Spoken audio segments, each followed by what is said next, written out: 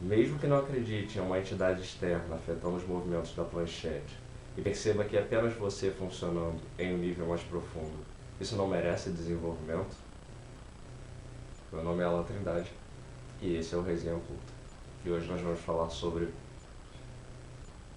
Aleister Crowley e o tabuleiro Ouija, de Jerry Edward Cornelius. O livro foi publicado aqui no Brasil pela Madres Editora no ano de 2008, tem 158 páginas. E o título original dele é Aleister Crowley and the Ouija Board, e foi publicado em 2005. O livro basicamente relata no seu princípio a história da Ouija, mas sob uma perspectiva um tanto quanto diferente do que eu tenho visto em alguns outros livros que tratam sobre o tema. Ele começa trazendo as questões judiciais e disputas de patente que existiram quando o tabuleiro foi criado. Existe uma certa controvérsia nesse sentido, né, sobre quem seria o criador do que, e até uma própria evolução no sentido dos métodos utilizados para a construção das coisas utilizadas, na verdade, na construção da Ouija, no sentido de, por exemplo, a própria inserção da planchete, que é aquela espécie de triângulo com muitas vezes uma lupa ou um vidro no centro, que acabou sendo incorporada ao Ouija depois. Então, todos esses elementos sobre quem era o dono da patente, e etc, é abordado inicialmente nesse livro. O que é uma coisa muito interessante, né? Como eu disse anteriormente, porque não é comum você ver esse tipo de tratativa em livros de Ouija, ao menos não nos que eu li até o momento. Né? Geralmente eles falam mais da questão das irmãs Fox e todo aquele aspecto mais espiritualista, né? E não tão materialista, como esse livro acaba focando. Então, nesse ponto eu já acho válido que essa leitura seja feita, né? Por esse diferencial. O título, segundo o autor, mencionando a figura de Aleister Crowley, é dado em função de uma nota que Aleister Crowley escreveu para um jornal na época que houve toda essa efusão, né, do tema Ouija no mundo todo, na Europa, Estados Unidos, etc. Começo lá do século XX. Então, Crowley escreveu uma nota para o jornal e ele resolveu basear o título do livro justamente por esse comentário que Crowley fez. Esse comentário está dentro de um livro do Frater Achad, Charles Stanfield Jones, o nome dele oficial, né? Frater Achad, para quem não está acostumado com essa nomenclatura que nós usamos. É o nome dele iniciático dentro da ordem a qual ele pertencia.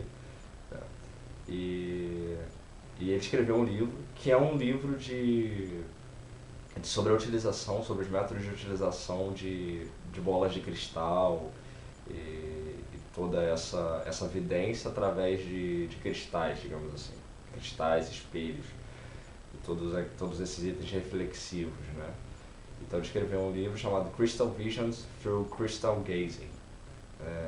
Basicamente ele dá técnicas e dá explanações sobre a utilização disso. Eu comecei a ler esse livro, mas ainda não terminei. Eu só dei uma olhada nele por alto. Parece ser interessante. Pelo menos no princípio ele é interessante, porque trata de um assunto que não é comum. Né?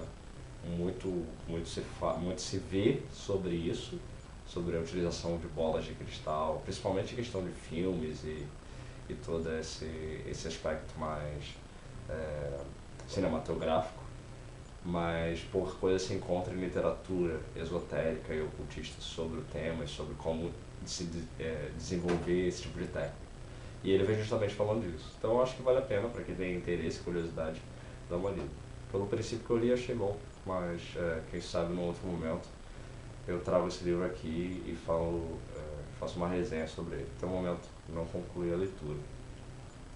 Bom, voltando para a questão do Cornelius e o livro, qual é o foco do livro? Aleister Crowley e o tabuleiro Ouija. Basicamente, a ideia do Cornelius é elevar o tabuleiro Ouija a uma arma mágica. Então, a intenção dele é que os magistas em geral usem a Ouija dentro do seu aparato ritualístico, dentro do seu aparato mágico, quando na intenção de executar algum trabalho de necromancia, algum trabalho de alta magia, né? De teurgia, digamos assim. Então, ele vem dizendo que, na verdade, a má impressão e toda essa má fama que existe dentro da Ouija, ela é oriunda da indústria cinematográfica, que pegou apenas os aspectos negativos da Ouija e usou e abusou disso para ganhos capitais, obviamente, e da própria falta de interesse dos magistas e dos esoteristas em geral em desenvolver essa que seria uma arma mágica de ótimo proveito. Então, a intenção dele é claramente essa, é elevar a Ouija ao posto de uma arma de importância tal que deveria fazer parte do aparato de todo magista.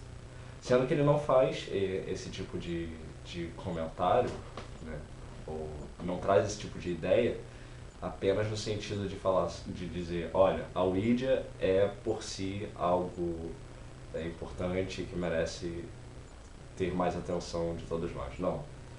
Ele vem dizendo que ela tem que ser alinhada com o sistema angélico, ou sistema enoquiano, ou como você chama, o sistema lá criado por John Dee e Edward Kelly. Então, ele faz esse tipo de conexão, né? Então, a Ouija, ela não é por si, no sentido de você não vai usar a Ouija por si. As instruções dele, a ideia dele com o livro é trazer a Ouija para dentro do sistema enoquiano. E por que a Ouija em si ela não é para ser usada, né? Única e simplesmente a Ouija? Porque segundo ele, se você não se utiliza de todo o contexto da alta magia, do cerimonial, etc., com todas as palavras, com todos os exorcismos, todas as consagrações, etc., se você usar a Ouija por si, você corre o risco, e é o que vai acontecer, de atrair única e exclusivamente cascas astrais. Então, essas cascas astrais vão sempre ser atraídas para o teu contexto ritualístico ali com a Ouija, né? E você não vai ter as ferramentas necessárias para exorcizar esses seres, que, segundo eles, são sempre utilizados por elementais. Então vamos entender melhor a ideia. Existe o plano astral, as cascas astrais ficam zanzando por ali, né?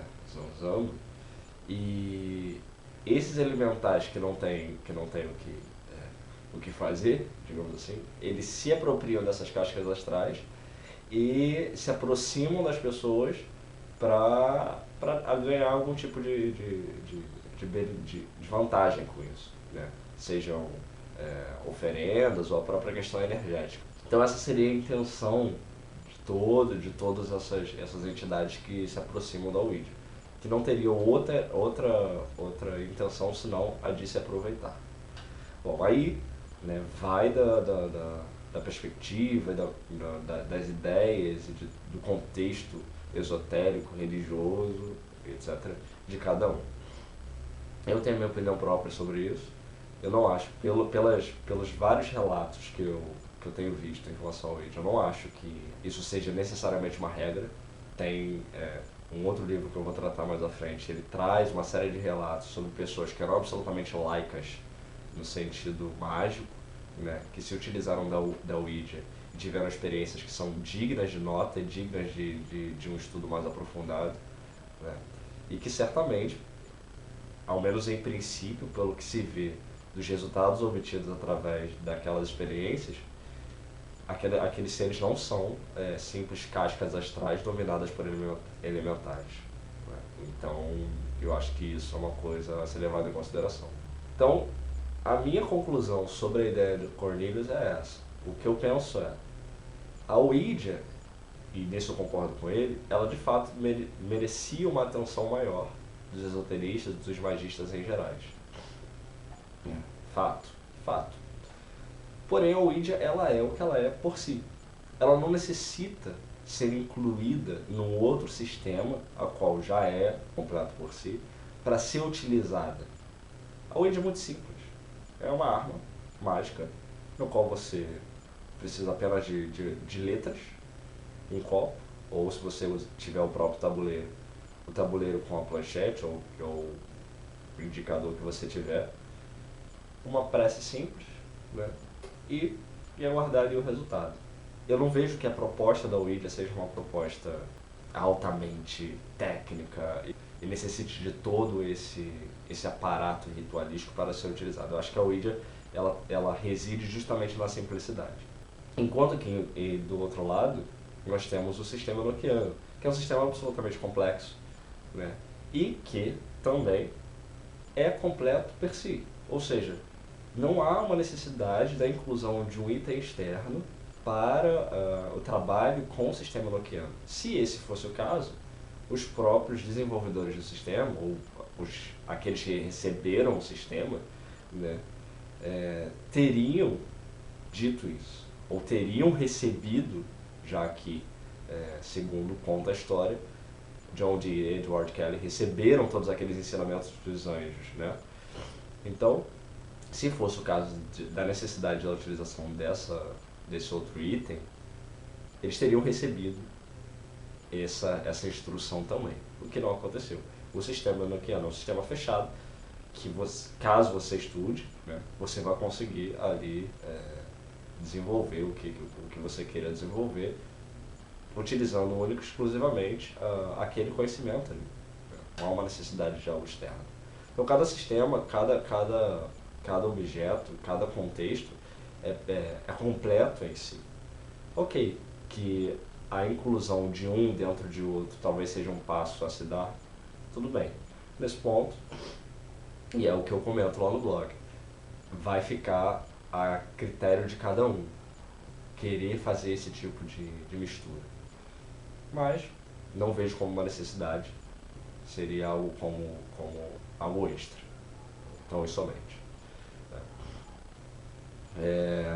A parte de todos esses comentários, né, que tratam mais especificamente sobre a ideia geral do livro, existe um problema nesse livro aqui no Brasil, né, que é a questão dos erros da tradução.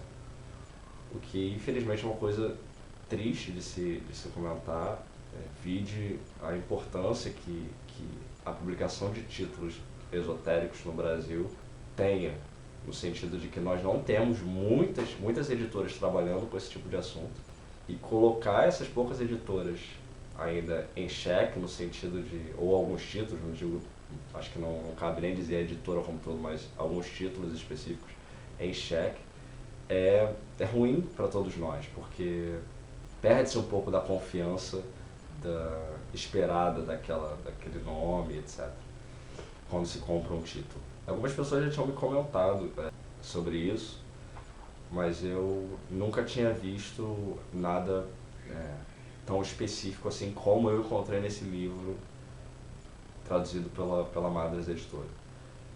Então eu considerei esses erros muito graves, digamos assim, muito gritantes, acho que é a palavra mais adequada, para passarem desapercebidos.